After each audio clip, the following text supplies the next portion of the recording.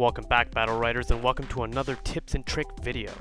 Today we're going to be going over Croak, the Ranid assassin. I'll very briefly go over his battle rights and then we'll get straight to the tips and tricks. Double spit is always my round 1 choice, unless I have a dedicated healer, in which case I'll take the extra damage on Q.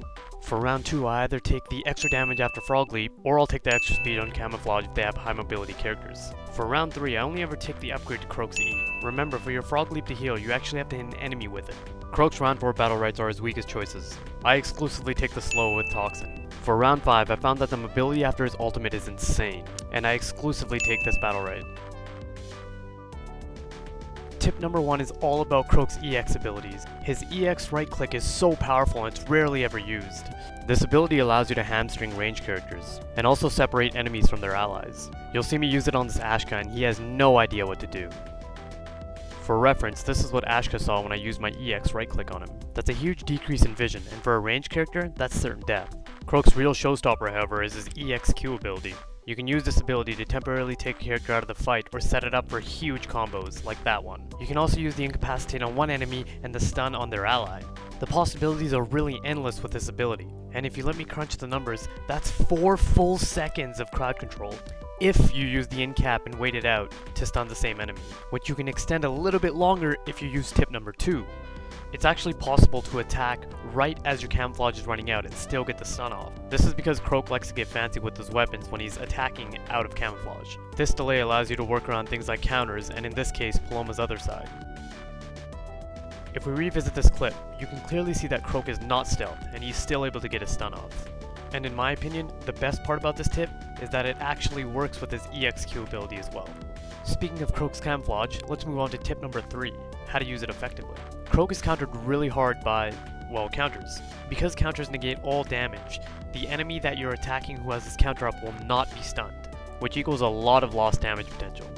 You also naturally want to use your stun to set up teammates, and although Esmo escaped here, we got him to burn one of his movement abilities, which brings me to my second point. Use your Q to bait out enemy escape abilities, like counters and jumps. This greatly increases your damage potential and makes a lot of people panic when their escapes aren't up.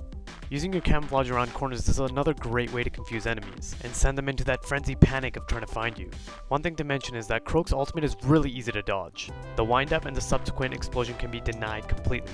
This is because of something called invincibility frames, which if you don't know what they are, I highly suggest you look those up, because that's another video entirely.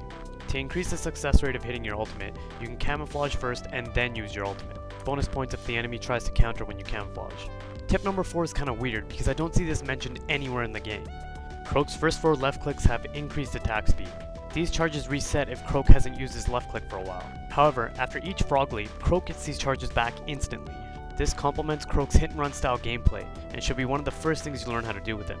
Tip number 5 is all about how to get the orb with Croak. Croak has a really simple combo to get the orb. This combo allows him to get the orb really fast and also steal it effectively. All you have to do is Frog Leap onto the orb and left click it a few times. Depending on which battle rights you took, it'll either take you 4 swings or 5.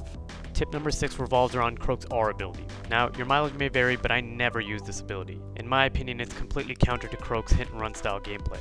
It essentially requires you to brawl with enemies, which is not how I like to play Croak. I will say, however, I have found some success with it in sudden death situations, but again, your mileage may vary.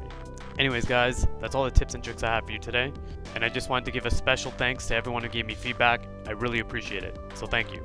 If you enjoyed the video, consider subscribing and leaving a like, and I'll see you in the arena.